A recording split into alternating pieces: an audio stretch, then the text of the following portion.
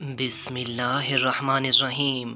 Ladies and gentleman, अस्सलामुअलैकुम वरहमतुल्लाहि वबरकातुहू।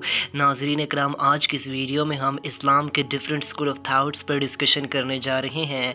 आप सबसे गुजारिश है कि अगर आपको हमारा मैसेज पसंद आए तो हमारे इस पैगाम को अपनी कम्युनिटी के दीगर अफराद तक भी शेयर कीजिए और इस कार खैर में हमारा साथ दीजिए। तो आइए बिना टाइम वेस्ट किए अपने आज के इस यूनिक से टॉपिक की जाने बढ़ते हैं। Ladies and gentlemen, if we look at the different school of thoughts of Islam, तो हम सब जानते हैं कि इस्लाम के जो स्कूल ऑफ थाट्स इस वक्त हैं, हम सब जानते हैं कि ये किसी स्पेसिफ़िक चीज़ को लेकर चलते हैं, यानी कि किसी स्पेसिफ़िक बिलीफ पर बहुत ज़्यादा ज़ोर देते हैं। फॉर एग्ज़ाम्पल अगर आप ब्रेलवीज़म की स्टडी करते हैं तो आप सब जानते हैं कि ये जो फेमस है ब्रेलवीज़म, ये अपने प्रोफेसी के बिलीव की वजह से respect love for prophet Muhammad अलैहिस्सलाम एंड इसके अलावा ये औलिया कराम के लव के हवाले से, यानी कि उनकी बहुत इज़्ज़त व तकरीम करते हैं, इस हवाले से ब्रेलवीज़म बहुत मशहूर है। इसके अलावा आप जब देवबंदीज़म और अहले हदीस सेक्ट की स्टडी करते हैं या और सम स्कूल ऑफ थाट्स को देखते हैं तो वो लोग जिस वक्त उनकी जो मेन फोकस होता है वो लोग मोनोथीज़म पर, तौहीद पर ज़्यादा ज़ोर रखते हैं, उस पर उनकी ग्रिप वो बहुत ज़्यादा उस पर उनका ज़ोर होता है। इसके अलावा अगर आप अहले तशय्युं के उनकी थाट्स की स्टडी करते हैं तो वो अहले बैत के प्यार में वो अहले बैत को साथ लेकर चल रहे होते हैं। अब इसका ये हरगिज़ मतलब नहीं होता कि ये जिस तरह ब्रेलवीज़म सिर्फ इश्क़ मुस्तफ़ा पर, यानी कि इनका ज़ोर है तो ये बाकी बिलीफ्स पर नहीं चलते जनाब जी। या तो फिर आप देख लें देवबंद और जो अहले हदीस मकतबा फ़िक्र है ये सिर्फ तौहीद पर चलते हैं, बाकियों का इनकार करते हैं। ऐसी बात नहीं होती। अब होता कुछ इस तरह से है कि हमारे यहाँ ना अब लोग जो एक्सट्रीमिज़म पर थोड़ा चले जाते हैं। अब जिस तरह लोग कहना शुरू कर दीजिए जनाब जो प्योर किस्म की मोनोथीज़म है, प्योर किस्म की तौहीद है, वो तो चैप्टर है सिर्फ देवबंद और अहले हदीस का, लिहाजा मैं तो बरेलवी हूँ, मैं तो शाफ़ी हूँ, मैं तो मालिकी हूँ, मैं तौहीद पर क्यों अच्छे से बात करूँ। ये तो प्योर तौहीद तो देवबंद और अहले हदीस का चैप्टर है। तो ये आप अपने ऊपर जुल्म कर रहे होते हैं, अपने ईमान का सत्यानाश कर रहे होते हैं, इसका सौदा कर रहे होते हैं। क्यों? क्योंकि तौहीद, मोनोथीज़म, ये तो इस्लाम का बेसिक कॉन्सेप्ट है, ये तो इस्लाम का बेसिक बिलीफ ही तौहीद है। इसके बगैर आपके ईमान की क्या मजबूती। इसके अलावा अगर आप अहले हदीस हैं या आप देवबंद सेक्ट से ताल्लुक़ रखते हैं तो आप कहते हैं जी जनाब मैं इश्क़ मुस्तफ़ा पर अच्छे से बात क्यों करूं, मैं औलिया कराम पर क्यों बात करूं, मैं तो जी जनाब उन्हें गालियां दूं, मैं तो उन्हें बुरा भला कहूं। तो ये चीज़ भी आप अपने ईमान का सौदा करें, आप अपने ईमान का बेड़ा गर्क कर रहे हैं, क्योंकि इश्क़ मुस्तफ़ा उससे बढ़कर क्या चीज़।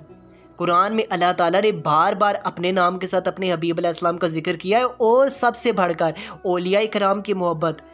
आई थिंक इसमें अगर आप हद को क्रॉस नहीं करते ना तो औलिया कराम की मोहब्बत भी ज़रूरी है, क्योंकि ये अल्लाह ताला के मुकर्रब बंदे हैं। They are the chosen peoples of God. उन्होंने अल्लाह ताला की दीन की खिदमत की है, तो लिहाजा उनका अदब, उनकी तकरीम, उनसे मोहब्बत करना ये तो उनका हक हमारे लिए ज़रूरी है ना।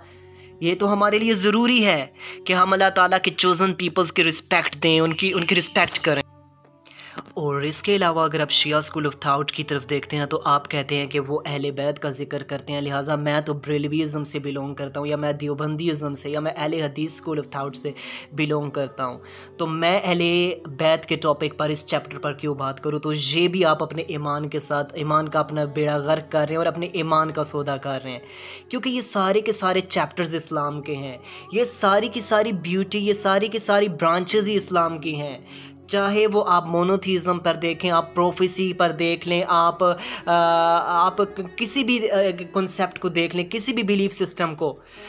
अब हमारे यहाँ होता ये है कि जिस वक्त आप इंतहा पसंदी की तरफ चले जाते हैं, एक्सट्रीमिज़म की तरफ चले जाते हैं, तो होता ये है कि आप मयाना रवि को छोड़ देते हैं, आप एतदाल का रास्ता छोड़कर जब बहुत ज़्यादा उस पर पीक पे चले जाते हैं ना, उधर से जाकर मसाइल असल में शुरू हो जाते हैं। फिर उधर से फ़िरका वारियत की जो वबा है वो जन्म लेती है। अब यहाँ पर जो हमारे अहले इल्म लोग भी होते हैं वो भी इस बीमारी का शिकार हो जाते हैं। अब वो कहते हैं जी जनाब अगर फ़लाँ चीज़, जो फ़लाँ बिलीफ सिस्टम है, ये हमारे ओपोनेंट सेक्ट इसको परफॉर्म करता है, तो लिहाजा वो फिर अपने तरफ से ही वो चाहते हैं कि हम उस बिलीफ सिस्टम के ख़िलाफ़ काम करें या उस बिलीफ सिस्टम पर कम जोर दें, क्योंकि वो तो हमारे ओपोनेंट्स का बिलीफ सिस्टम है, उस पर उनकी ग्रिप है, वो इस पर ज़्यादा इन्फोर्स करते हैं।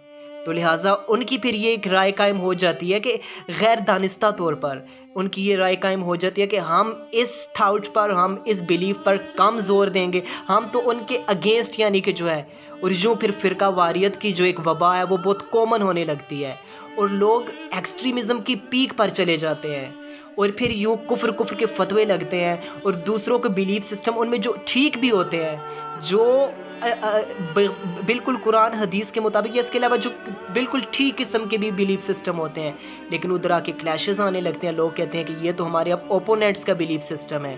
तो लिहाजा इधर से आके फिर माहौल ख़राब होता है और माशरे तबाही बर्बादी का शिकार होने लगते हैं और माशरे में रिलीजियस एक्सट्रीमिज़म, सेक्टिज़म फैलने लगती है और उम्मा बिट्स एंड पीसेस में डिवाइड होने लगती है और फिर इस यूनिटी का बेड़ा कमा हो जाता है और हम बिल्कुल बिखर कर टूट कर रह जाते हैं।